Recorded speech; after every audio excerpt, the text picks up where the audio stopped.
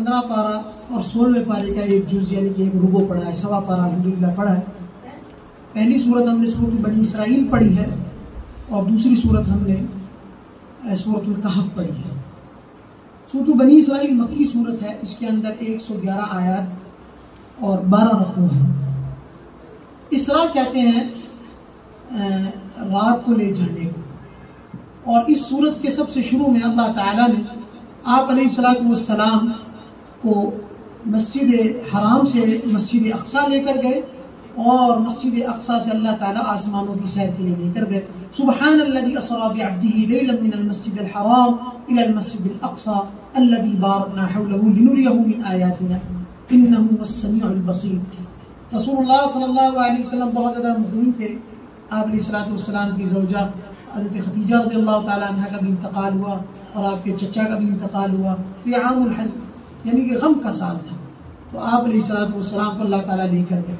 अच्छा, एक बात यहाँ याद रखनी चाहिए कि ये जो इसरा हुई है, ये जो आप अलैहिस्सलाम को आसमानों पे लेकर जाया गया है, ये नींद की हालत में नहीं लेकर गए, ये बेदारी की हालत में ले जाया गया।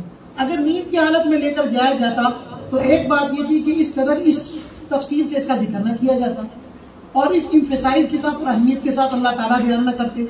और दूसरी बात ये कि कुफ्फार मक्का को फिर कोई मसला ही नहीं, वो तो कहते नींद में आदमी बहुत जगह चला जाता। असल मसला उनको जो एतराज था वो ये था कि रसूलुल्लाह सल्लल्लाहु अलैहि वसल्लम हालत बेदारी में वहां लेकर गए और वहां आप अलैहिस्सलाम आसमान की सैर की आपने, और जब आप अलैहिस्सलाम ने वापिस आकर वाक़या बयान किया तो कुफ्फार और हंसने लग गए और जाके सबसे पहले सैयदना सिद्दीक़ अकबर को बताया कि अगर एक बंदा एक रात में यूं कहे कि मैं यहाँ से मस्जिद अक्सा गया, वहां से आसमानों की सैर करके आया हूं, तो तुम्हारी इस बारे में क्या राय है? तो सैयदना सिद्दीक़ अकबर बड़े समझदार और अल्लाहु अकबर सिद्दीक़ जो थे तो कहा कि ये कहा किसने, पहले ये बताओ। उन्होंने कहा तुम्हारे दोस्त ने। तो आपने कहा अगर मेरे दोस्त ने कहा तो सच कहा। वहां से आप अल्लाह ताला का लक़ब सिद्दीक़ पड़ा। और इकबाल ने शेर भी ये कहा कि परवाने को चराग है बुलबुल को फूल बस, सिद्दीक़ के लिए है खुदा का रसूल बस। सिद्दीक़ अकबर को जब पता लग जाता कि रसूलुल्लाह ने कहा है ना, बस ये फिर तो सच्चा है। इसके बाद अल्लाह ताला ने इस सूरत के अंदर बनी इसराइल के ऊपर मुख्तलिफ दौर में अल्लाह ताला ने यहूदियों के ऊपर लोगों को मुसल्लत किया उनकी अपने नामे आमाल की वजह से। सबसे पहले इन्होंने हज़रत शुएब अलैहिस्सलाम को शहीद किया। हज़रत शुएब बहुत ही बुढ़े थे, बहुत ज़रीफ़ुल उम्र थे। जब इन जालिमों ने शहीद किया तो अल्लाह ताला ने इनके ऊपर बख्त नसर को मुसल्लत किया। उसने आके इनको तबाह बर्बाद किया, इनकी नस्लों को ख़त्म किया और इनको फ़लस्तीन से निकाला और इनको दर बदर भी ठोकरें मारी। असल बात है कि अव्वल पारे में हमने ये पढ़ा था ज़ुलिबत अलैहिम ज़िल्लत वल मस्कना, अल्लाह ने इनको ज़िल्लत भी इनके ऊपर मार दी है और मस्कनत भी मार दी, इनको घर नहीं कहीं मिलेगा।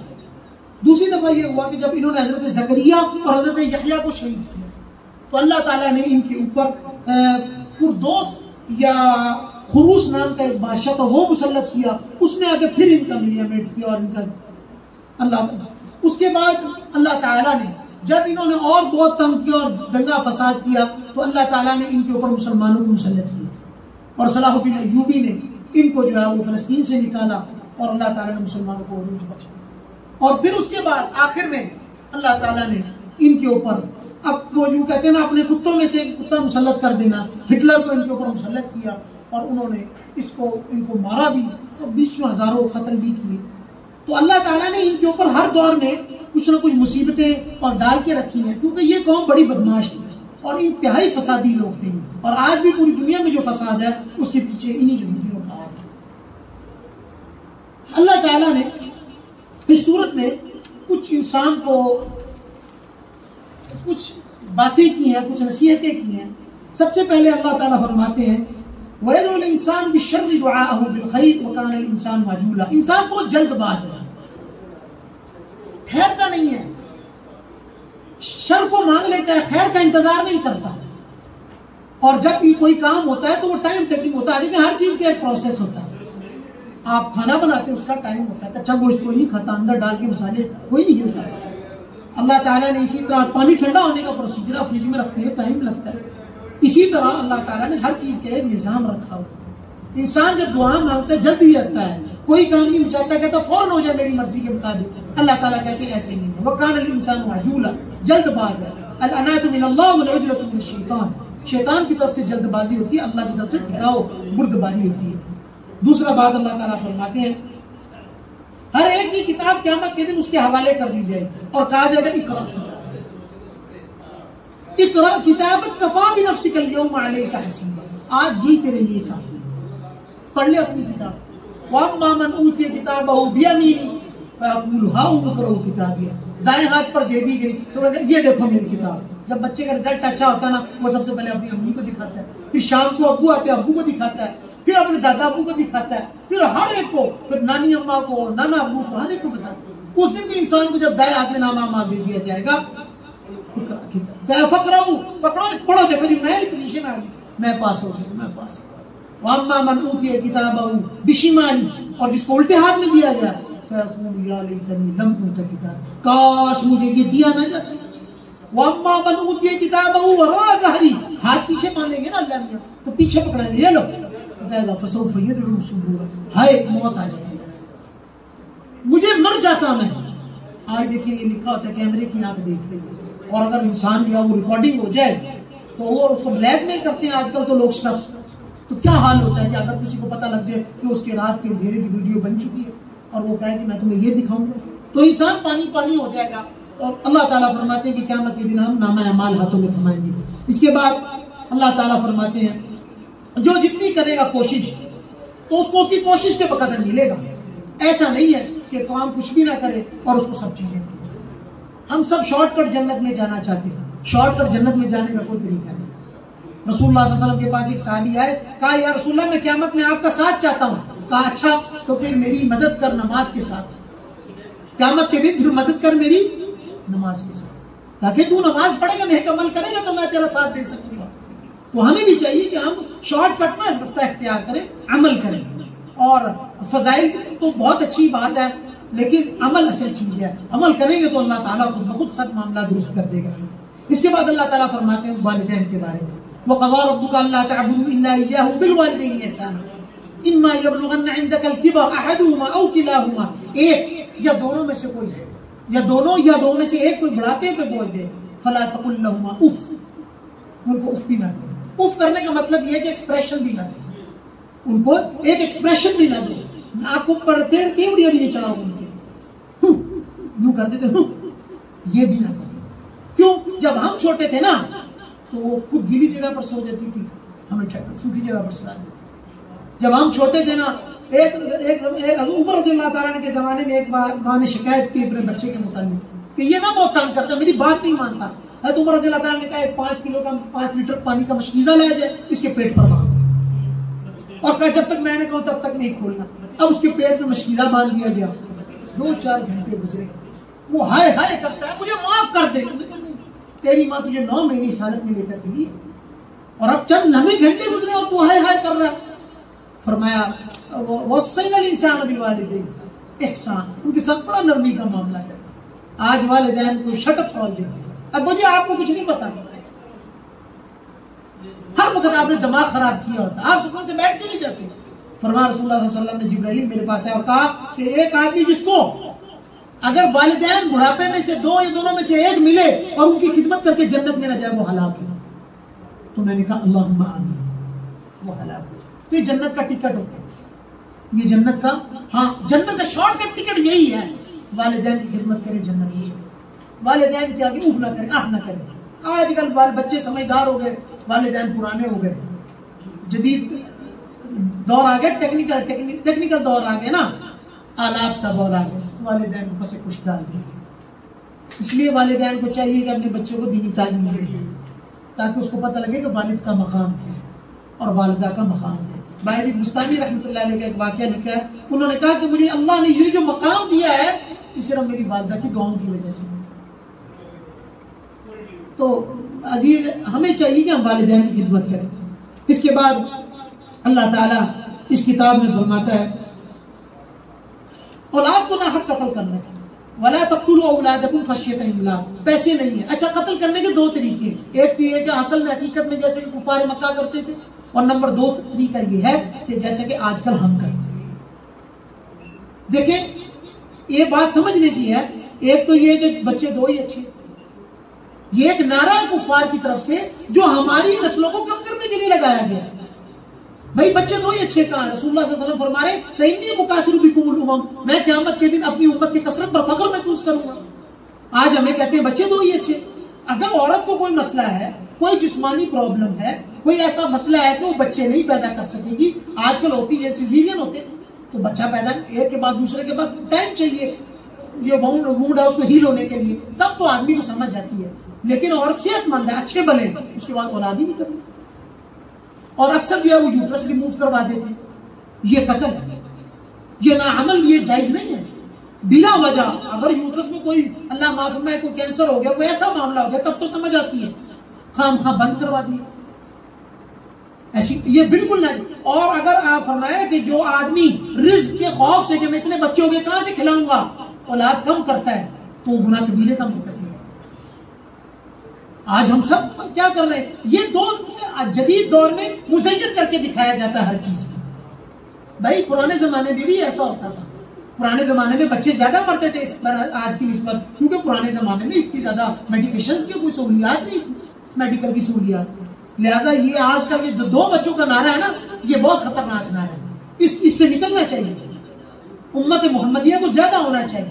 आज से पहले भी ऐसे ही होता था, ये तो अब ऐसे हुआ फैशन, वरना हर तीसरे चौथे घर में 8-10 भाई तो ऐसे हंस के होते थे, 8-10 भाई। अभी मुझे पिछले दिनों किसी ने एक वीडियो भेजी है, वो साहब हैं सऊदीया के हैं, तो उन्होंने 4-4 करके कई दफा शादियां की, तो उनके माशाल्लाह 84 बच्चे हैं, और वो एक बहुत बड़े घर है उनका, उसमें रहते हैं। और आज मुझे यहाँ किसी ने बताया कि हमारे पख्तून इलाके में उसके 33 बच्चे हैं और उसकी 4 शादियां। मेरा मकसद ये कहने का कि मैं इतना ज्यादा, जो भी इंसान को अल्लाह ने मुकद्दर में लिखा है ना, साहबा आए थे ना या रसूलुल्लाह हम इंसान कर लिया करें, तो आपने फरमाया कर लो, लेकिन जिसने आना है वो आके रहेगा इस दुनिया में। तो हम इसका ख्याल कीजिए, औलाद को कत्ल ना करें रिस्क के डर की वजह से। आजकल महंगाई है, क्या करेंगे भाई, वो अपना रिस्क लेकर आएगा, मुमकिन है उसके आने की वजह से बरकत बढ़ जाए। अगली बात, अगला अल्लाह ताला फरमाते हैं जिना न करो, वला तक़रबु ज़िना इन्नहु कान फ़ाहिशा। आज जिना हर किस्म का हो रहा है, आंख का जिना, कान का जिना, नाक का जिना, शर्मगाह का जिना। मैं यज़मल्ली मा बैना लहियही व मा बैना रिजलैहि अज़मन लहु जन्नह, जो मुझे इस बात की गारंटी दे जो दो जबड़ों के दरमियान है, और इस बात की गारंटी दे जो शर्मगाह उसकी गारंटी दे जो दो रानों के दरमियान है, मैं उसको जन्नत की गारंटी देता हूँ। तो ये बात समझाने के नौजवानों को कि कान का जिना गलत सुनना, आंख का जिना गलत देखना है, जुबान का जिना गलत खाना है, और इसी तरह हाथों का जिना गलत इस्तेमाल है, और हर चीज का अपना जिना। आज कल तो नौजवान और हम सब सर से लेकर पैर तक जिना में डूबे हुए, हर किस्म का अपनी मर्जी की जिंदगी गुजारना चाहते हैं। फिर अल्लाह ताला फरमाता है जिना से बचने, यतीम के माल की हिफाजत, जैसे कि चौथे पारे में कहा था यतीम का माल ना हड़प करो। अगर कोई रिश्तेदारों में ऐसा हो गया उसको प्रोटेक्ट करें, उसके माल को प्रोटेक्ट करें। अल्लाह ने कारोबार दिया, अपने कारोबार में लगाएं, उसके माल उसको प्रॉपर तरीके से पहुंचे। कत्ल नफ्स फरमाया अल इशराकु बिल्लाह, बड़े कबाइर अल इशराकु बिल्लाह व उकूकुल वालिदैन वल यमीनुल गमूस व कत्लुन नफ्स, ना हक किसी को कत्ल करना। आज मोबाइल की खातिर कत्ल करते हैं, पैसे छीनते, मोबाइल घड़ी छीनी कत्ल कर दिए, गोलियां मारी कराची में और जगह जगह पर। ये क्या है? ये कुर्बे क़यामत की अलामत। रसूलुल्लाह सल्लल्लाहु अलैहि वसल्लम मन अहया फकान्नमा व मन क़तल अन्नास जमीआ, एक को कत्ल किया तमाम को कत्ल किया, एक को जिंदा किया तमाम को जिंदा किया। जमीन पर अकड़ के ना चलो, वला तमशी फिल अर्ज़ि मरहा इन्नका लन तखरिक़ल अर्ज़, तू जमीन को फाड़ नहीं सकता, वलन तबलुग़ल जिबाल, और पहाड़ों की चोटियों को सर नहीं कर सकता। और फरमाया व इबादुर रहमान, और अल्लाह के जो बंदे यमशून अलल अर्ज़ि हौना, नरमी के साथ चलते, अकड़ के नहीं चलते, लिहाजा अकड़ से मना फरमाया। फिर उसके बाद फरमाया कि तमाम चीजें अल्लाह का जिक्र करती है, तुम भी अल्लाह का जिक्र करो। व इन मिन शैइन इल्ला युसब्बिहु बिहम्दि वलाकिन ला तफ़क़हून तस्बीहहुम, तुम नहीं समझ सकते लेकिन सब करते हैं। और करता नहीं है तो हजरत इंसान नहीं करता जी, वक्त नहीं, बिजी बहुत। जिंदगी में वक्त निकाल कर अल्लाह की याद करनी पड़ेगी, अल्लाह की तस्बीह ध्यान करनी पड़ेगी। हम नहीं करते, सब जानवर करते हैं, सब नबातात जमादात करते हैं, इंसान नहीं करता। इसके बाद अल्लाह ताला ने इस सूरत में रसूलुल्लाह सल्लल्लाहु अलैहि वसल्लम पर तहज्जुद के फर्ज होने का बताया कि आप पर हमने तहज्जुद की नमाज फर्ज की। हमें भी चाहिए कि जिंदगी में कोशिश करें तहज्जुद पढ़ने की, और उसका तरीका यह है कि या तो अगर रात को न उठ सके तो बेहतर ये कि वित्रों से पहले 2 रकात तहज्जुद की नियत से पढ़ें। वित्रों से पहले 2 रकात नफल पढ़ लें, तहज्जुद की नीयत से पढ़ लें, इंशाअल्लाह उसका सवाब मिल जाएगा। नहीं, और अगर किसी को उठने की आदत हो, फिर रसूलुल्लाह सल्लल्लाहु अलैहि वसल्लम ने फरमाया इजालू आखिर सलातकुम बिल्लैल वितर, अपनी सबसे आखिरी नमाज वितर बनाओ। तो बेहतर ये है कि जमील अहमद थानवी साहब नज़रुल्लाह बरकतहू फरमाते थे कि वितर की नमाज जो है उससे पहले 2 रकात नफल पढ़ तहज्जुद की नीयत से। नहीं उठे तो ठीक है, उठ गए तो बहुत अच्छा। और फिर तुझ कितनी देर तुझ पर ये सुबह की बेदारी है, हमसे कहाँ प्यार है, हाँ नींद तुझे प्यारी है। तो सुबह उठना चाहिए। जब आदमी सुबह उठता है, ताज़ा वक्त होता है, अल्लाह की मोहब्बत के करीब होता है, अल्लाह की रहमत उतर रही होती है, तहज्जुद का पाबंदी करनी चाहिए। और इसके बाद अल्लाह ताला ने, एक यहूदियों ने सवाल किया तो रूह के मुतल्लिक, तो आपने फरमाया कह दिया सलूनका अनिर रूह कुल रूह मिन अम्रि रब्बी, ये मेरे रब का हुक्म है। इंसान की अकल से मावरा, इंसान की अकल से, ये समझ से बात ये क्या चीज है? अल्लाह का हुक्म है, इंसान के अंदर आता है, अल्लाह का हुक्म होता है, इंसान से निकल जाता है, इंसान ढेर बन जाता है। और आखिर में फिर फरमाया गया कि शिर्क, आखिर में फिर फरमाया गया कि शिर्क ना करो, बल्कि शिर्क से बचते रहो। कि शिर्क, मैं हैरान हूं कि कुरान में हर दूसरे सफ़े में शिर्क से माने थे। क्यों? ये शिर्क ऐसा गुनाह है कि ये आदमी तो जन्नत से रोक देगा और अल्लाह ताला हर गुनाह माफ कर देंगे। इन्नल्लाह ला यग़फ़िरु अन युशरका बिही व यग़फ़िरु मा दून ज़ालिका लिमन यशा, शिर्क के अलावा तमाम चीजों को माफ फरमाएंगे। इसके बाद सूरह कहफ शुरू होती है। सूरह कहफ मक्की सूरत है, इसके अंदर 110 आयात हैं और 12 रकू हैं। कहफ कहते हैं हार को। इस पूरी सूरत का खुलासा यूं है कि इस सूरत में अल्लाह ताला ने 3 बड़े वाक़यात जिक्र किए और 3 तमासील बयान की, तमसीलें बयान की। हुआ ये कि दकियानूस बादशाह था, वो बहुत जालिम और जाबिर था और इंतहाई मुशरिक आदमी था। उसने जब वो मुस्लिम मोमिनीन को पकड़ना शुरू किया तो कुछ नौजवान अल्लाह के लिए अपने घर बार को छोड़ के निकले। उन्होंने छोड़ दिया अपने घर को। सुना बहुत बाज ने लिखा, ये वुज़रा के बेटे थे, बड़े बड़े अच्छे घर खाते भी थे, घरानों के लड़के थे, ईमान की खातिर छोड़ दिए। और जब निकल गए तो अल्लाह ताला ने जैसे ही निकले, घार में रास्ते में आया तो ये उनके पीछे कुत्ता हो लिया। और जब कुत्ता उनके साथ साथ चला, उन्होंने भगाने की कोशिश की, लेकिन वो अल्लाह ताला ने इनके ताउन के लिए किया था और वो कुत्ता उनके पीछे पीछे चलता रहा। और जब ये घार के अंदर चले गए तो कुत्ता बाहर बैठ गया और कुरान ने उस कुत्ते के बैठने को भी बयान किया कि वो कुत्ता बैठा हुआ कैसा था। क्या आप देखेंगे कि वो कुत्ता ऐसे बैठा हुआ था, ऐसे पैर फैलाकर। और जब लोग आते थे तो उनकी आंखें ऐसे अल्लाह ने की हुई थी, अगर कोई देखता तो समझता वो जागा हुआ, हालांकि वो सो रहे थे। अल्लाह ताला ने उनको 309 साल सुलाया। 309 साल बाद अल्लाह ने उनको दोबारा उठाया और फिर दोबारा गए। और उस वक्त तक अल्लाह ताला ने कुफ्र को बर्बाद कर दिया हुआ था और दकियानूस मरा गया था और जो बादशाह था वो मुवाहिद आ चुका था और अल्लाह ताला ने इनको कौमी हीरो बना दिया। और उसके बाद ये आज तुर्की में आप जाकर इनकी मस्जिद भी है असहाबे कहफ की, और वहाँ इनकी जगह भी मौजूद है जो इनके नाम से मशहूर है। एक ये वाक़या है। दूसरा वाक़या इस सूरत के अंदर अल्लाह ताला ने हजरत खिज़र और हजरत मूसा का बयान किया। हजरत मूसा अलैहिस्सलाम ने अल्लाह से कहा कि क्या मुझसे ज्यादा भी कोई दुनिया में इल्म रखता है? क्योंकि बकौल अल्लाह ताला के अंबिया जो होते हैं वो सबसे ज्यादा आलिम होते हैं। तो अल्लाह ने कहा अच्छा फला जगह पर जाओ जहाँ 2 समुंदर मिलते हैं, वहां मेरा एक बंदा मिलेगा। तो वहां गए, उनके साथ हजरत यूशा बिन नून थे जिनको हजरत मूसा के बाद अल्लाह ताला ने नबूवत अता की।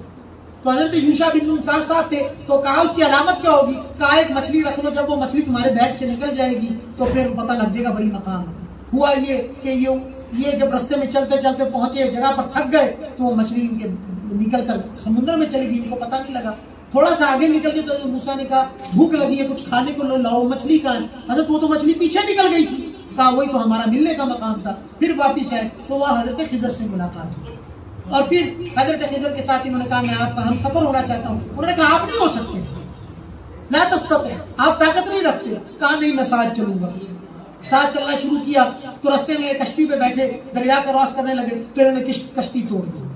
तो उन्होंने कहा आपने हाँ कश्ती तोड़ी? उन्होंने कहा मैंने नहीं कहा था कि तुम मेरे साथ नहीं चल सकते, तुमने मेरे से सवाल नहीं करना। उन्होंने कहा अच्छा नहीं मैं सवाल नहीं करूंगा। आगे गए तो आगे एक दीवार गिर रही थी, तो हजरत खिज़र अलैहिस्सलाम ने उस दीवार को खड़ा कर दिया। तो जिस बस्ती में ये गए थे इन्होंने उन बस्ती से खाने के लिए मांगा था, उन्होंने खाने के लिए नहीं दिया था। तो हजरत मूसा ने कहा इन्होंने आपको खाने के लिए तो दिया नहीं हमें, आप इसी पैसे उजरत ले लेते। उन्होंने कहा मैंने कहा था ना तुम सवाल नहीं कर सकते, तू चुप नहीं रहेगा मेरे साथ। उन्होंने कहा नहीं अब मैं आखिरी मर्तबा मौका दे दूं। हुआ ये कि 2 बच्चे खेल रहे थे, हजरत खिज़र ने एक को कत्ल कर दिया।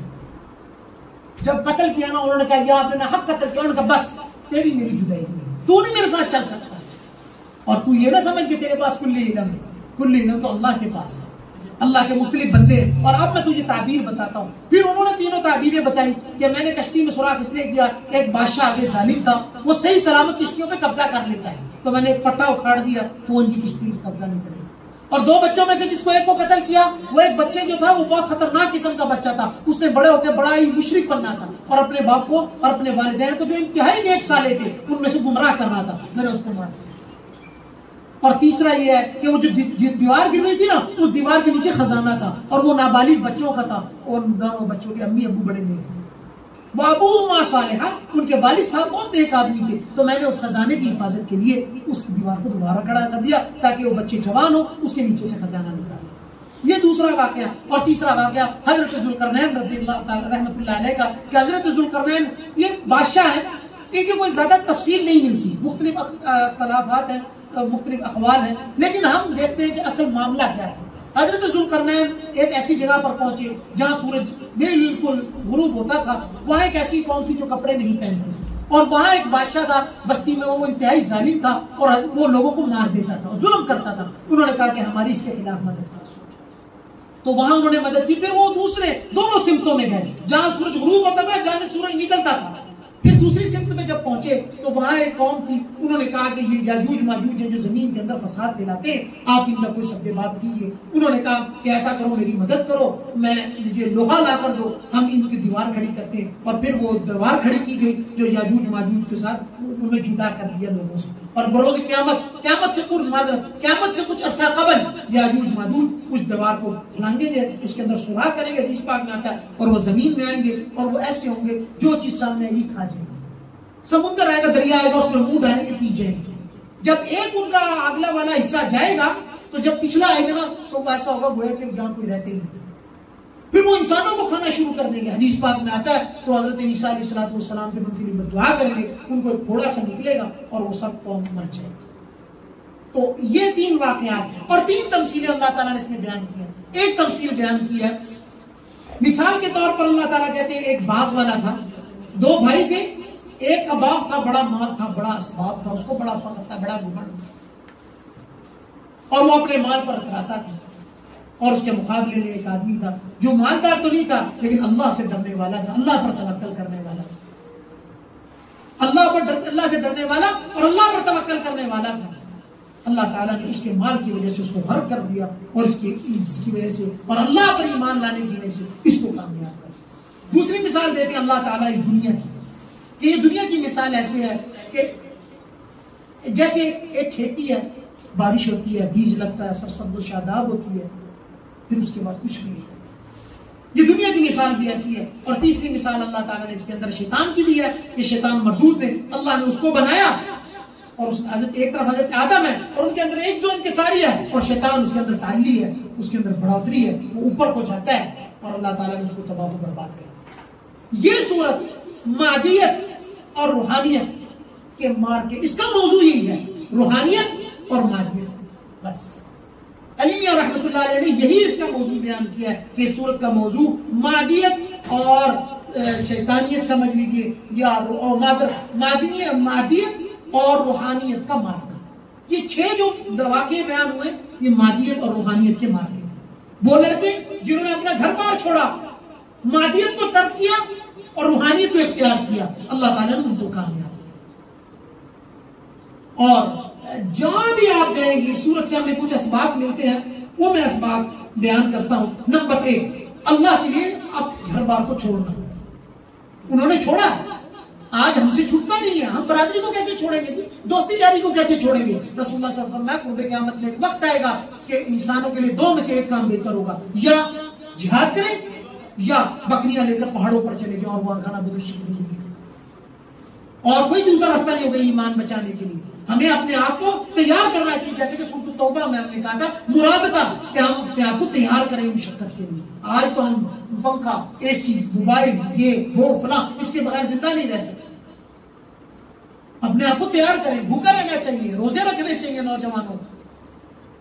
दूसरा, शिर्क ना करना किसी भी किस्म का, ना शिर्क जली ना शिर्क खफी। फला, वो हजरत भी फरमाया करते थे ना, फला बाबा, फला आदमी, फला पहुंची नहीं सरकार, फला ये फला वो। नहीं, जो सुन्नत के मुताबिक है वो सबसे अच्छी। सुन्नत एक ऐसा तराजू है हर एक को नापने का, ये सुन्नत के मुताबिक अमल करता है या नहीं करता, बस सीधे माना। आज हम वही खुद मांगना नहीं अल्लाह से, तो बाबों के यहां सर टेकने, दरबारों में जाके सजदे करने, खुद नहीं ना मांगना अल्लाह से। भाई वसीला तो समझ आती है, क्योंकि वसीले की शरानी इजाजत है, वसीला मांगना चाहिए, लेकिन वसीले के अलावा हकीकत उनको समझना, शिरक ना करें। जो जितना मुवाहिद होगा वो इमाम महदी के साथ उतना ही बदली के औला खड़ा होगा। लेकिन तौहीद बहुत सख्त होना जरूरी है उस जमाने के लिए, क्योंकि कुफ्र तो बहुत ज्यादा ऊपर होगा और तौहीद के बगैर इंसान खड़ा नहीं हो सकेगा। नंबर 3, मसाइब पर सब्र करने की आदत डालिए। जितना मिल जाए कनाअत कीजिए, ज्यादा के चक्कर में ना डले। हमारे अंदर सब्र नहीं होता, हम भागते दौड़ते हैं, 2 जमा 2, 2 जमा 2, 2 जमा 6, ज्यादा करो ज्यादा करो, सब्र कीजिए।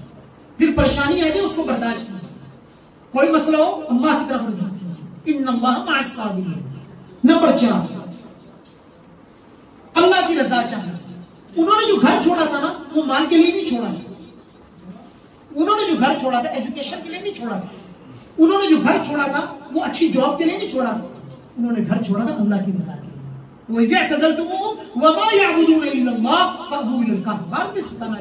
ईमान बचाओ। आज हम ईमान बचाने के लिए घर नहीं छोड़ते, आज हम दुनियावी अगराज के लिए घर छोड़ते। उन्होंने जो घर छोड़ा था वो सिर्फ अल्लाह के लिए, युरीदूना वजहा वला तादवना तान, और हम युरीदू ज़ीनतल हयातिद दुनिया, हम दुनिया की जिंदगी चाहते हैं। नंबर आगे फरमाया हलाल खाना, हलाल खाइए। जब वो लोग नौजवान सोए हुए थे ना, जैसे ही उठे ना, उनको भूख लगी, 309 साल सोए थे, तो उन्होंने कहा हम में से कौन जाएगा अज़का तआमन। ये अज़का जो होता है ना जी, ये हलाल से ऊपर की चीज होती है, इसको कहते हैं पाकीज़ा रिज़्क़। भाई देख के लेकर आना, क्योंकि उनके जमाने में तो कुफ्र का मुआशरा था। ऐसा ना हो किसी काफिर ने जानवर ज़िबा किया तुम गोश्त ले आओ, ऐसे ना हो किसी गलत चीज का इस्तेमाल हो। आज बच्चे को चीज खिलाने से पहले उसके इंग्रेडिएंट्स पढ़ने चाहिए। हर इंपॉर्टेंट चीज बच्चे को खिला देते हैं, फिर कहते हैं बच्चे ने ये अमल कैसे कर लिया। भाई उसको गंदम खिलाएं, जो आज पाकिस्तान में अल्लाह ने वाफर दे दिया, गंदम खिलाएं, रोटी खिलाएं, चावल खिलाएं, लेकिन इंपॉर्टेंट चीजों से कोई मसला नहीं है। इंपॉर्टेंट चीजें हर ना खिलाएं। मैकडोनल्ड खिलाते हैं, ये मैं ऐसे नाम ले रहा हूँ कि इंग्लिश ब्रांड्स खिलाते हैं।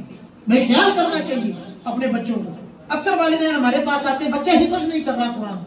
भाई बच्चा क्यों हिफ्ज कर लेगा? बच्चा उठ के गया और रात को जाके उसने ऐसी ऐसी जगह से खाने खाए कि समझ से बाहर है, कुरान उसके अंदर से निकल के। लिहाजा घर का खाना खिलाए, पाकीज़ा खाना खिलाए, बच्चों की जिंदगियों में सादगियां लेकर आए। उसके बाद ला हौला वला कुव्वता इल्ला बिल्लाह पढ़ने की कसरत करें। क्यों? कुर्बे क़यामत में। और एक बात याद रखें, इंसान जितना ज्यादा अल्लाह के रास्ते पे चलता है उतने बड़े बड़े शयातीन उसके पीछे जुड़ते हैं। लिहाजा ला हौला वला कुव्वता इल्ला बिल्लाह की कसरत करो। कुंजुम मिन कुनूज़िल जन्नह, आप अलैहिस्सलातु वस्सलाम ने लगभग 19 के करीब सहाबा को ये बताया पढ़ने के लिए। लिहाजा हमें ला हौला वला कुव्वता इल्ला बिल्लाह पढ़ना चाहिए। ऐसा अमल है ला हौला कोई नेकी नहीं कर सकता, न किसी बुराई से बच सकता हूं इल्ला बिल्लाह, अल्लाह की तौफीक से। आगे अच्छा, अल्लाह अल्लाह रब्बी ला उशरिकु बिही शैअन, ये पढ़ना। उन्होंने कहा कि तू अकड़ रहा है, वो बाग वाले जो मैंने सुनाया था वाकया कि बाग वालों में से एक अकड़ रहा था, उसने कहा तू अकड़ना और मैं अल्लाह पर भरोसा करता हूं। अल्लाह अल्लाह रब्बी ला उशरिकु बिही शैअन, अल्लाह अल्लाह रब्बी ला उशरिकु बिही शैअन पढ़ना। हज़रत दस्तगीर साहब ने अल्लाह बरकत हो गया खत्म।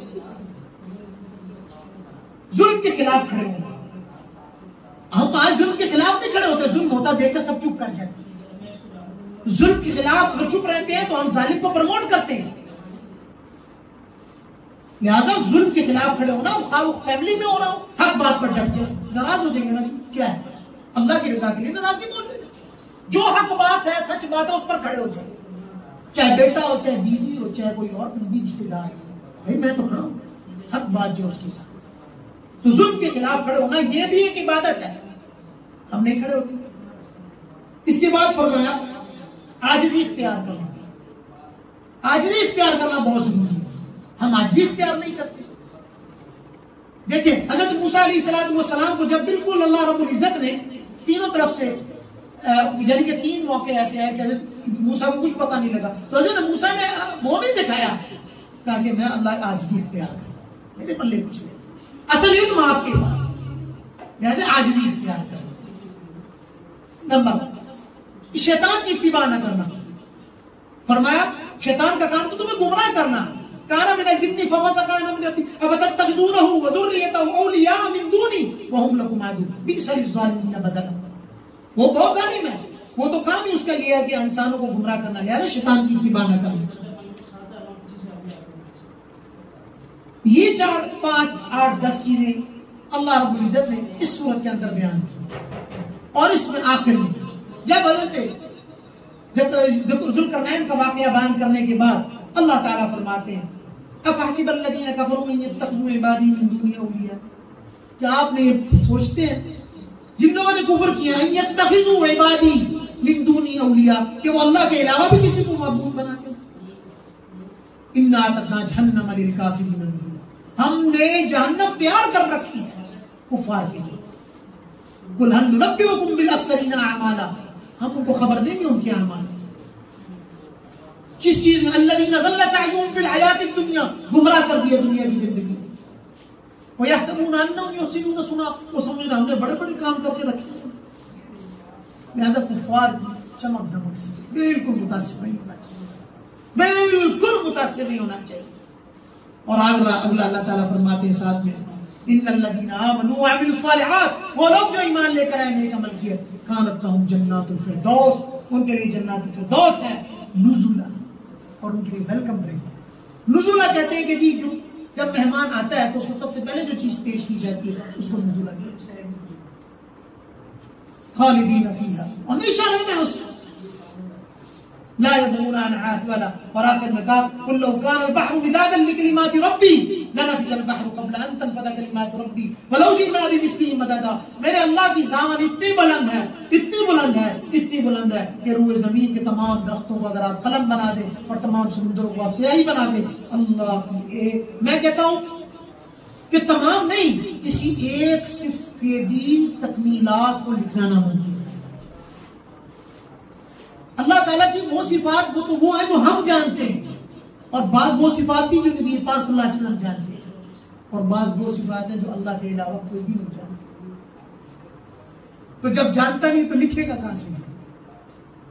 जो जानता नहीं है तो खुद भी कह दिया ना वही तउद्दू निअमतल्लाहि ला तुहसूहा, एक नेमत का अगर शुमार करना चाहो तो भी कर सकते तुम, आंख का किसी को भी कर ले। और अगर फरमाया आखिर में कि मन कान यरजू लिका, जो अल्लाह की मुलाकात की उम्मीद रखता है, फलयअमल अमलन सालिहा, तो उसको चाहिए कि बातें न करे, हम करें। रसूलुल्लाह सल्लल्लाहु अलैहि वसल्लम फरमाया अल-कय्यिसु मन दाना नफ्सहु व अमिल लिमा बअदल मौत। अल-कय्यिस होशियार वो है जो अपने नफ्स की हिफाजत करता है, निगरानी करता है, व अमिल लिमा बअदल मौत, और मौत के बाद क्या अमल करता है। वल आजिज़, और आजिज वो है मन अतबा नफ्सहु हवाहा, जो अपनी ख्वाहिशात की इत्तिबा करता है, वो तमन्ना अल्लाह, और कहता मुझे अल्लाह मिल जाएगा, मुझे अल्लाह मिल जाएगा। जान जन्नत इस कदर सस्ती नहीं, ये जन्नत इस कदर सस्ती नहीं।